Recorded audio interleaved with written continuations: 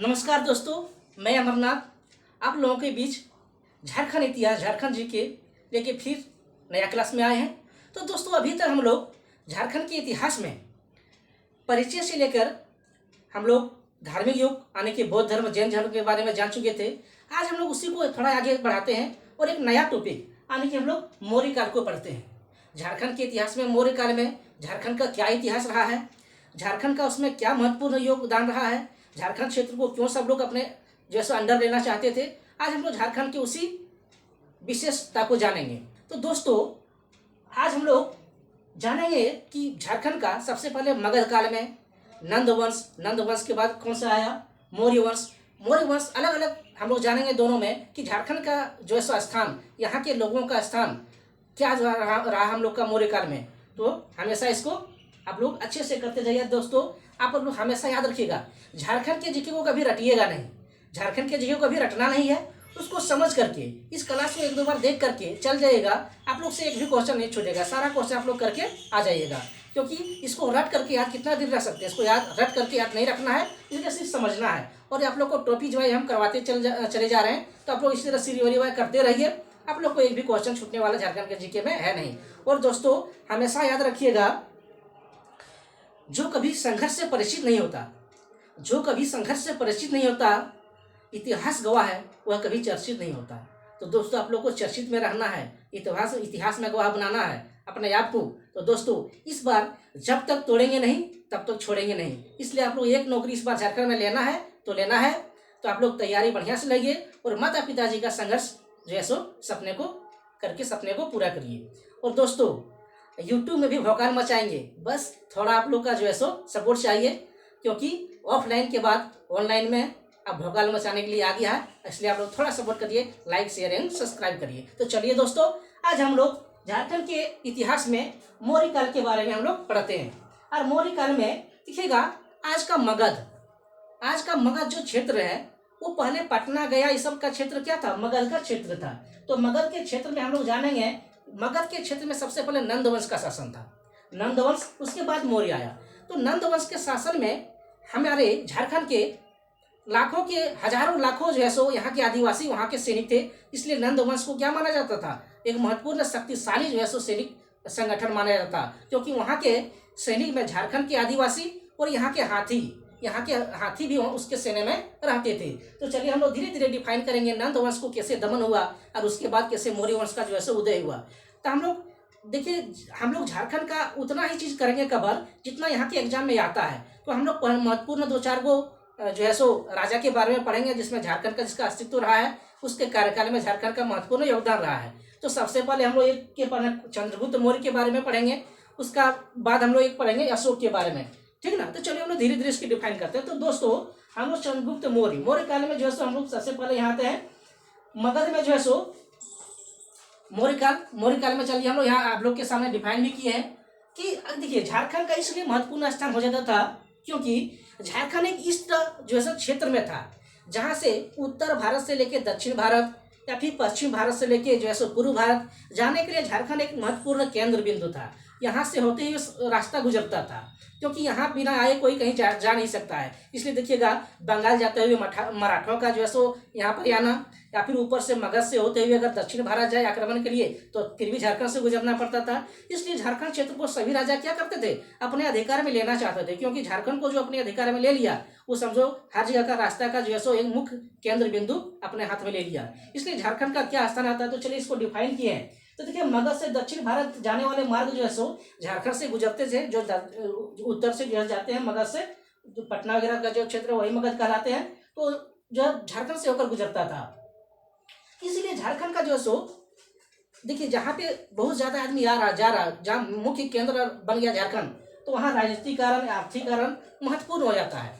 और हम लोग अब धीरे धीरे आगे बढ़ते हैं, चंद्रगुप्त मौर्य के बारे में जानते हैं। इनका जो कार्यकाल था वो 322 से लेकर 298 ईस्वी पूर्व था। देखिए, चंद्रगुप्त मौर्य से पहले जो है सो मगध में किनका शासन था, नंद वंश का। और नंद वंश के जो है सो अंतिम शासक जो घरानंद थे, उसको पराजित करके जो है सो मौर्य वंश का स्थापना कौन किया, चंद्रगुप्त मौर्य ने। और चंद्रगुप्त मौर्य के बारे में आप लोग जानते हैं, एक आप लोग नाम इतिहास में जरूर सुने होंगे भारत में, कि एक गुरु थे, उनका नाम था क्या, चाणक्य, या फिर उसको हम लोग कौटिल्य बोलते हैं, अन्य नाम विष्णुगुप्त भी है।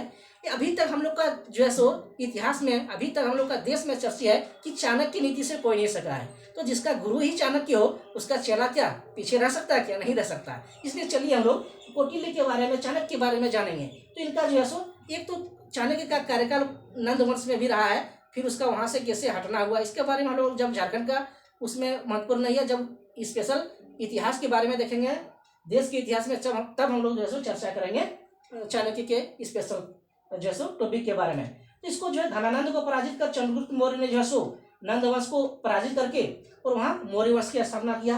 अब मौर्य वंश में देखिएगा, मौर्य वंश में हम लोग का पहले नंद वंश आया, जो आप लोग को बताया। नंद वंश में झारखंड के बहुत सारे लाखों के लाखों सैनिक यहाँ से जाते थे, यहाँ के आदिवासी सैनिक जाते थे, और साथ ही साथ यहाँ से हाथी जाते थे, क्योंकि युद्ध में पहले हाथी घोड़ा यही सबसे युद्ध होता था।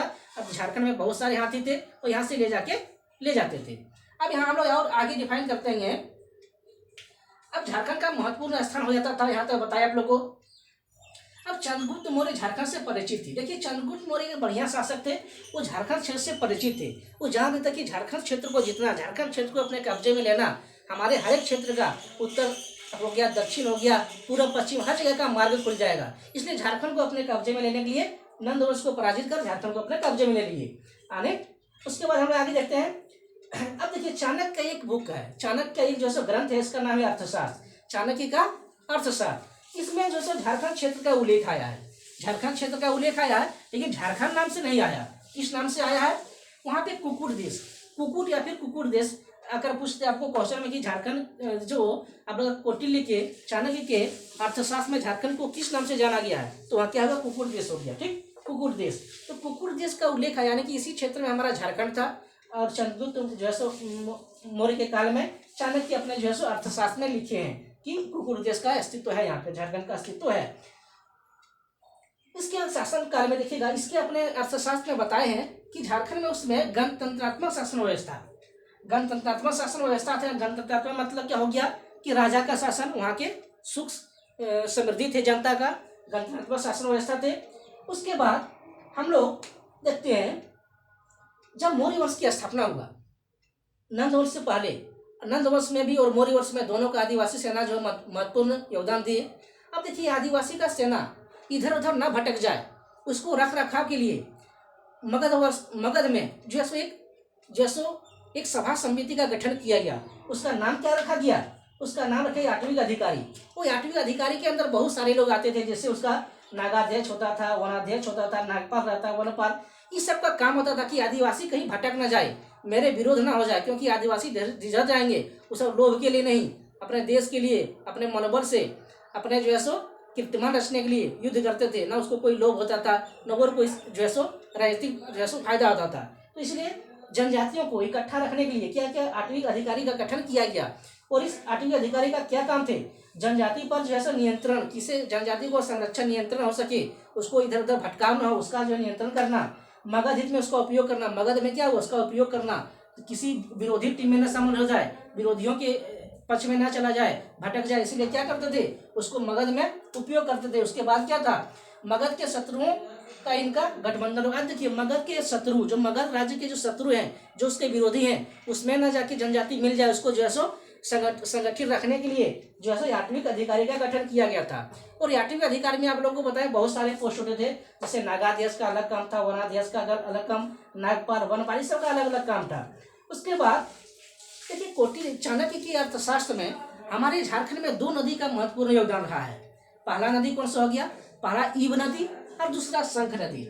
देखिए ईब नदी उस समय उस नदियों को बोला जाता था इंद्रवासन नदियाँ, इंद्रवान नदी, इंद्रवान नदी। देखिए उस समय हम लोग का डायमंड, झारखंड हमेशा खनिज संपदा राज्य रहा दोस्तों। जब मौर्य काल के टाइम में ही हमारे झारखंड के शंख नदी और ईब नदी में क्या है, हम लोग का हीरा जो है, हीरे मिलने का जो है सो सबूत मिला है, किससे, चाणक्य अर्थशास्त्र बुक से। ठीक, तो आप लोग देखिएगा उसी समय से डायमंड अगर हीरे में हम लोग को झारखंड में मिलते आ रहे हैं, तो बताइए झारखंड में लुटेरे आते गए, यहाँ से लूट के ले जाते गए, और अभी तक भी धीरे धीरे सुधार उतर नहीं हुआ है। तो देखिए हम लोग कितना बाहरी आक्रमण हुए, यहाँ के सारा चीज ले गए, यहाँ हीरा सोना चांदी सब चीज था झारखंड में, तो धीरे धीरे लूट के यहाँ से ले गए। हम लोग का दो महत्वपूर्ण नदी आप लोग याद रखिएगा हमेशा, एक शंख नदी हो गया और एक हम लोग का हो गया जो है सो इब नदी। अभी ये कौन सा क्षेत्र, गुमला क्षेत्र में आता है, गुमला जिला के अंदर ये सब नदी आते हैं। उसके बाद देखिएगा हम लोग चंद्रगुप्त मौर्य के बारे में पढ़ेंगे, एक प्रतापी शासक जिसका गुरु जो है सो चाणक्य थे।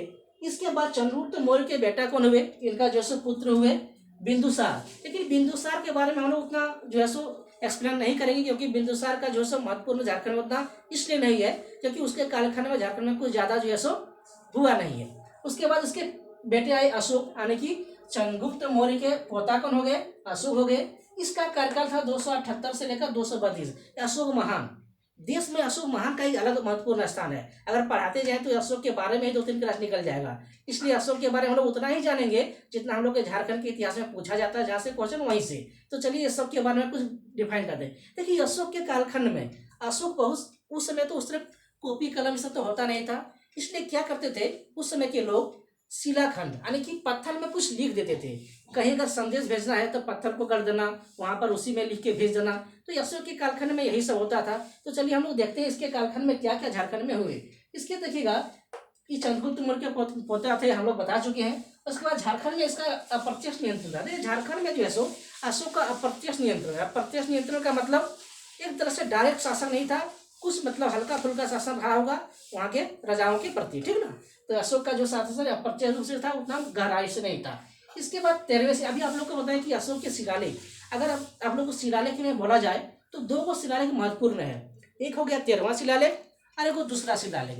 तो बताइए आपको क्वेश्चन अगर रहेगा कि झारखंड के किस शिलालेख का उल्लेख, अशोक के प्रथम शिलालेख झारखंड का उल्लेख किसमें हुआ है, तो दीजिएगा 13वीं शिलालेख में। अब 13वीं शिलालेख में क्या बोला गया है, दूसरी शिलालेख में क्या बोला गया है, चलिए उसको हम लोग डिफाइन करते हैं। तो 13वीं शिलालेख में जो हम लोग उड़ीसा से लेके बघेलखंड से उड़ीसा के समुद्र तक ही फैला था। बघेलखंड से लेके उड़ीसा तक समुद्र तक ये जो है सो फैला हुआ क्षेत्र था, उसमें झारखंड भी इसके बीच में आते थे।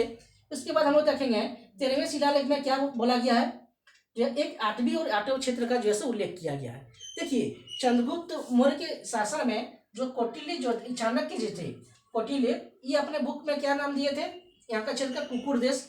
और अशोक के एक शिलालेख में यहाँ का पाया गया 8वां या फिर 8वीं देश, 8वां या फिर 8वीं, जो है सो बघेलखंड से उड़ीसा तक फैला हुआ था। अब इसके अंदर झारखंड क्षेत्र भी आता था। तो बताइए अगर क्वेश्चन पूछ दे कि अशोक के कालखंड में झारखंड का क्षेत्र किस क्षेत्र में आता था, उसका नामकरण क्या है, तो वहां दीजिएगा 8वां या फिर 8वीं क्षेत्र, ठीक।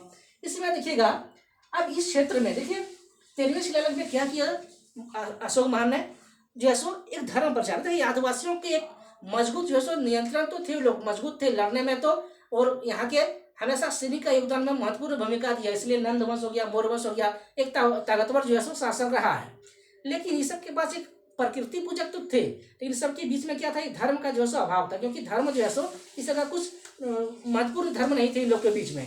इसलिए अशोक ने क्या किए, एक 8वीं अधिकारी को इन लोगों के बीच में भेजे। कि बहुत सारे क्षेत्र में अशोक जो है, बहुत सारे क्षेत्र में अपने धर्म प्रचारक के लिए वहां से टीम को, सदस्य को भेजते थे। तो एक 8वीं क्षेत्र में भी भेजा गया, यानी 8वीं क्षेत्र, हम लोग झारखंड भी 8वीं क्षेत्र के अंदर आते हैं। तो यहाँ पे जो है सो 8वीं अधिकारी भेजा गया, जिसका नेता जो रक्षित था, यानी कि जिस टीम में भेजा गया उसका पूर्व नेता कौन थे, रक्षित थे।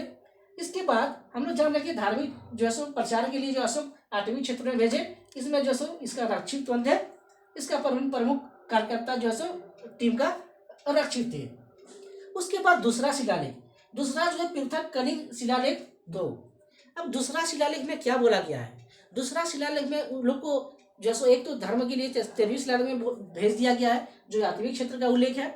उसके बाद यहाँ बोल दिया गया, इसके बारे में बोला है कि उड़ीसा के समस्त जन को, उड़ीसा के समस्त नागरिक जो सो जनजाति क्षेत्र को, देखिए उड़ीसा के जनजाति क्षेत्र कहने का अर्थ, उड़ीसा की अगल बगल का जनजाति के क्षेत्र कहने का अर्थ, उसमें झारखंड भी उसी क्षेत्र में आते थे। उड़ीसा के अगल बगल क्षेत्र मतलब झारखंड के भी जनजाति उसी में शामिल थे।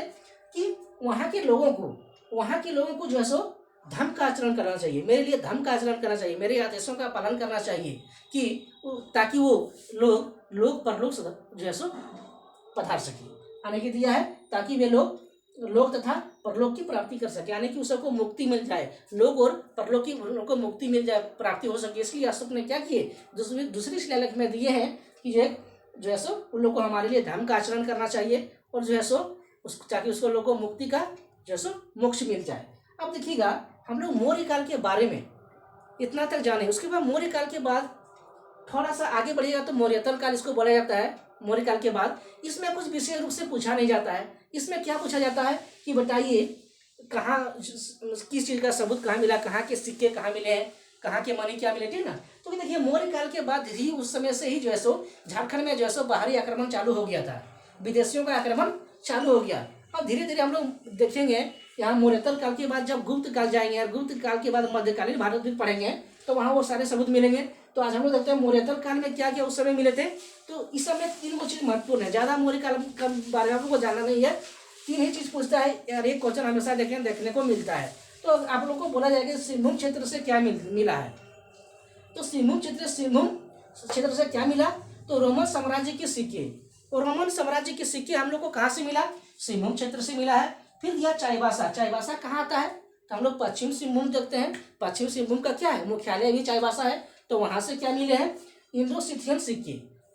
हम लोग का चाईबासा से इंडो सिथियन सिक्के। और रांची से क्या मिला, रांची से कुषाणकालीन सिक्के मिले, रांची से कुषाणकालीन सिक्के। तो दोस्तों हम लोग इतना ही मौर्यतल काल में जानेंगे, क्योंकि यहीं से क्वेश्चन हम लोग को आता है कि सिंहभूम से रोमन साम्राज्य के सिक्के, चाईबासा से इंडो सिथियन सिक्के और रांची से कुषाणकालीन सिक्के। 3 ही चीज जो है सो महत्वपूर्ण पूछा जाता है। तो दोस्तों आज हम लोग झारखंड के इतिहास में मौर्य काल के बारे में पढ़ेंगे। और आप लोग इधर उधर कहीं नहीं भटकिए, क्योंकि आप लोग को यहाँ एकदम टॉपिक वाइज दिया जा रहा है और क्वेश्चन इसी के अंदर से आएंगे। आप लोग देख लीजिएगा, जब एग्जाम देने जाना है जाइएगा वहाँ से सिर्फ इसको 1-2 बार देख के चल जाइएगा, आपको रखना नहीं है और आप लोग क्वेश्चन करके आ जाइएगा। क्योंकि इतिहास रट के आप लोग याद नहीं रख सकते हैं, इसको डिफाइन इसी तरह करके आप लोग समझ के ही चल जाइए। बस इसको समझ के चल जाना है, एग्जाम में क्वालिफाई करके आना है। तो दोस्तों आज हम लोग झारखंड इतिहास में आगे बढ़े हैं, मौर्य काल के बारे में पढ़े। फिर हम लोग देखेंगे गुप्त काल के बारे में कि गुप्त काल में झारखंड का क्या अस्तित्व रहा। और गुप्त काल के बाद फिर चले जाएंगे हम लोग मध्यकाल में, जहाँ जो है सो मुस्लिम आक्रमण करता उस सब के बारे में पढ़ेंगे। तो दोस्तों आप लोग दबा के लाइक शेयर एंड सब्सक्राइब करिए। धन्यवाद। फिर नेक्स्ट वीडियो में आप लोग से मिलते हैं।